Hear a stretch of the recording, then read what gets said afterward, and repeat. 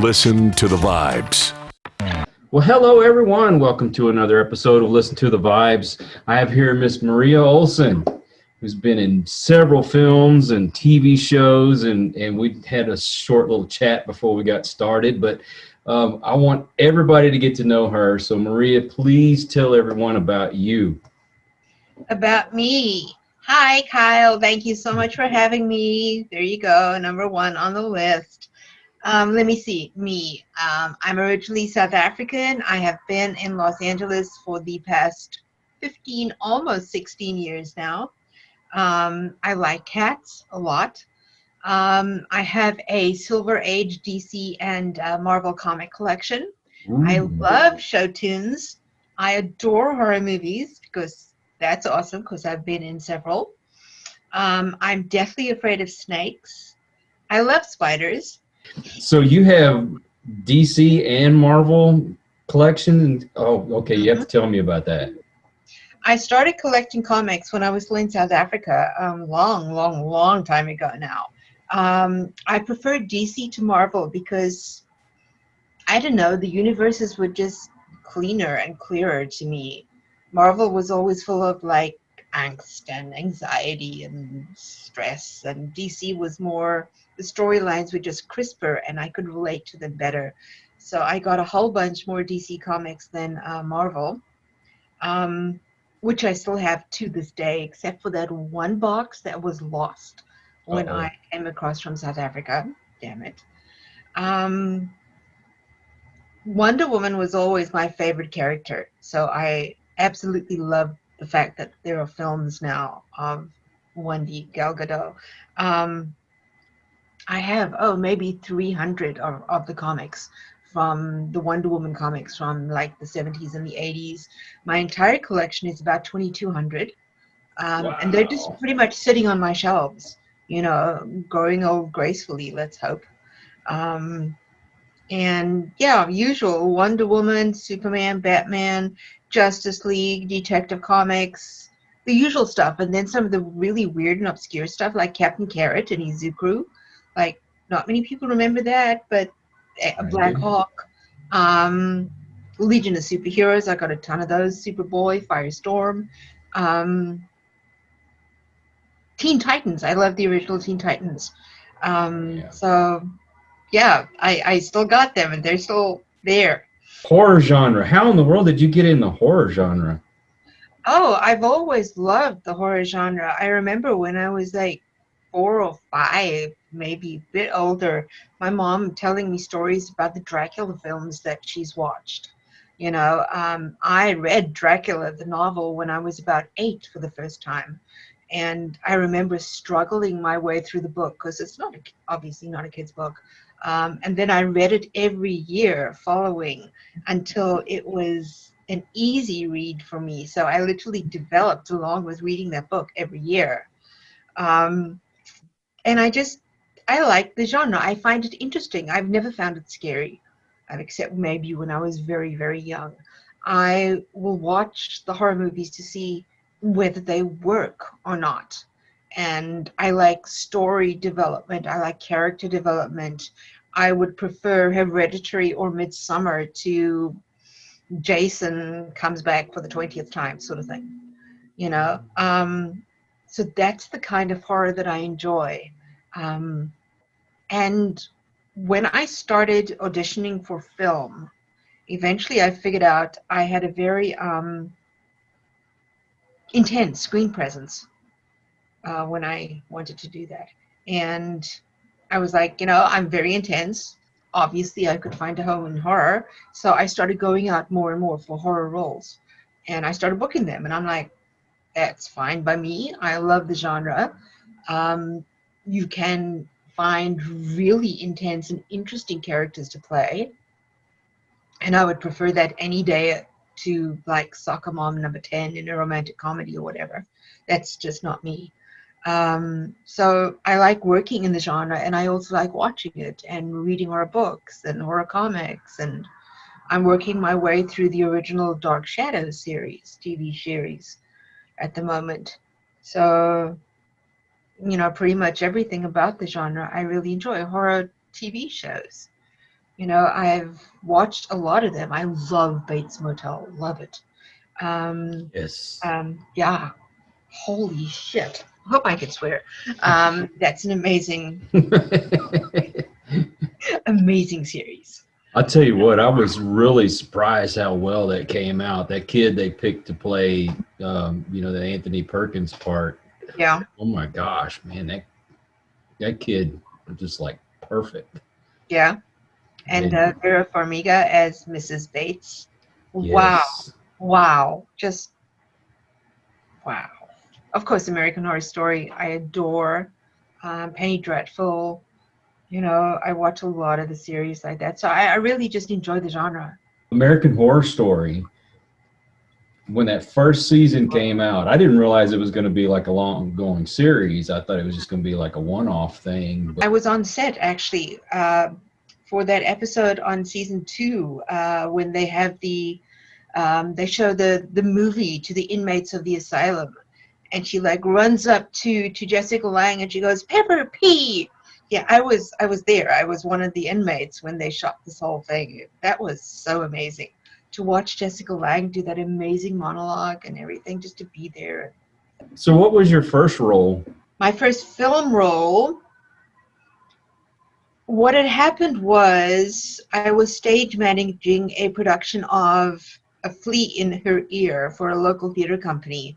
And the second lead said, "Oh, crap, I have a commercial shoot this Friday, so I'm not going to be at the show." The director looked at me and said, "All right, fine, you're up. You're playing the second lead tomorrow night. And by the way, you're going to be off book." And I'm like, "What?" I know nothing. So I had to learn that entire play in like a day and a half, including Spanish, which I do not speak. So I learned that phonetically. And the guy that I was playing opposite, he was like, "Huh, yeah, she can do stuff." So when he produced a film a year later, he offered me a role in it. And that was my first ever film. Oh wow!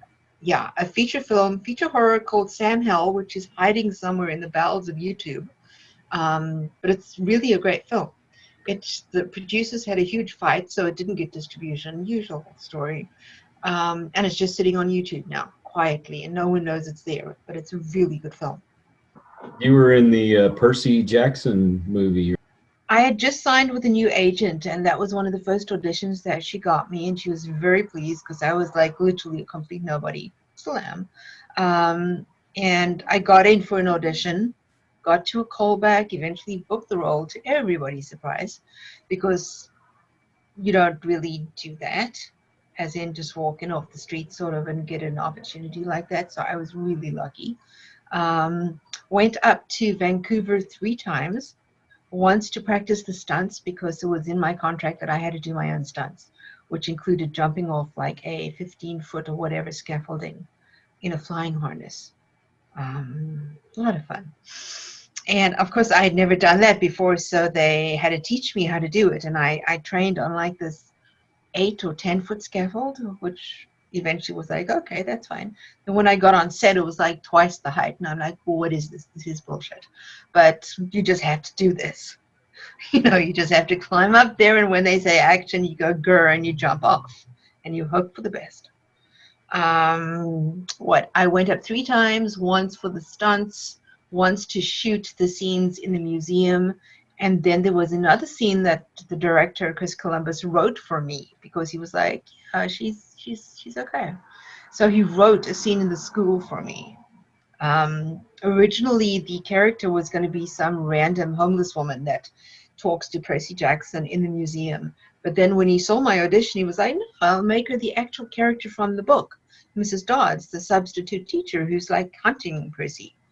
So he rewrote the whole scene for me and added the extra one. So I'm like an actual character in the universe now. Oh wow! And yeah. Of course, I turned into the Fury, which was fun. I had to do like CGI mapping of my whole body, and I recorded the lines in my own voice, but like growly and everything to speak as the Fury and everything. And out of that whole thing, I got an action figure, me as the Fury. So that's lurking out there somewhere. Well, see, you know you've made it when you have an action figure made of That's you. what they say. You also was in I Spit on My Grave, or I Spit on Your Yeah, Grave, I mean. I'm sorry. I'm in the official sequel to the original film. Mhm. In 1978, I Spit on Your Grave with Camille Keaton. Lived as a single film for 78, 88, 98, 2008, almost 40 years. And then we shot the official sequel to it in 2015. Same director, same writer, same production company, the Zarki family. Um, Even Mayor Zarki's kids, who were playing the little kids in the first film, they now came back as the same characters in the second film. So it was like a complete family affair, which was amazing. I love Mayor. Mayor was brilliant. Camille came back and reprised her role as Jennifer Hills, and it introduced the amazing Jamie Bernadette as Camille's daughter, Christy Hills. And of course, I play, if you remember from the film, from the original film, Johnny was the one who had that unfortunate accident in the bathtub when he lost a very important piece of his body. And his wife, you saw his wife in like one scene when she was yelling at him. And I play his wife like 30 years later, and I now am out to get my revenge against Jennifer Hills because, of course, I don't believe Jennifer Hills' version of the story that she was attacked. I believe that she lured the boys and then killed them. Wow. So I'm like out to get my revenge because I think I'm right. She can't just get away with this. You know, our boys are dead. She must pay, sort of thing. Obviously. Okay, we're going to talk about another movie. One my wife absolutely hates is Mm-hmm. Krampus. You were in Krampus Origins. My wife absolutely hates that movie. Okay. You can't win them all. I didn't say I hated it. She hates it. Well, I loved filming it. One of my best friends in the world, Katie Peabody, was in it with me. I love shooting with Robert Conway, in Arizona, where we almost melted because it was so hot. And we were in period costumes, so that just makes it hotter. But it's a film. It's one of my films. If I tell you how many of my films have been called the worst movie of all time, you know, it's No. you learn to live with. You were not in Howard the Duck. That is the worst film of all time. No, I was not in Howard. That's the worst movie of all time. Okay. You know what? The critics have called a lot of movies that I really, really love bad movies, and I think they're awesome movies. So I don't listen to what critics say. Nah. You're on your way up, and then all of a sudden you meet Craig Aarons and David Espinosa, and then your career's just going to tank after that. I know, right? Just down in the basement. Now, I'm not going to let them watch this, but no, they're awesome. I did get to see their The Evil Down the Street, and now I'm anxious to see the Crumbs. I loved that script. I loved shooting that film. Jeff, who plays my son in the film, was amazing to work with. Actually, all the actors are really, really, really fun to work with and really so good. And Jeff and I, we just had so much fun because a lot of the time they would let us like ad lib at the end of the scenes or something. And my character plays, she's originally from England, so there's the British accent. When we are like in family scenes, and an American accent when we are speaking to the guests at the guest house. But when Jeff and I are together and we're like playing the British upper class mother and son, you know, we just carried on ad-libbing, and it was so much fun. So much fun. You know, the scriptee Elizabeth and, you know, Jenny, our first AD, and she was second AD. They just couldn't stop laughing sometimes, just from listening to us carry on. But it was just so much fun to be able to do that, to be given the freedom to do that, because it's awesome. Yeah. Sometimes those are some of the best scenes and best lines when you get to ad lib. So. In Percy Jackson, Mm-hmm. my line that got into the trailer, Percy Jackson, we need to talk, or whatever it is, that was an ad lib. Chris came up to me and said, you have to say something to him to get him to follow you into this other room. So just think of something and say it. And that's how that line came about. And it was in the trailer and everything. And that one wasn't there. So stuff happens. Hey, it happened. It's meant to happen. That's the thing. It's absolutely meant to happen. So, is there like a role that you would really, really like to play that you haven't done yet?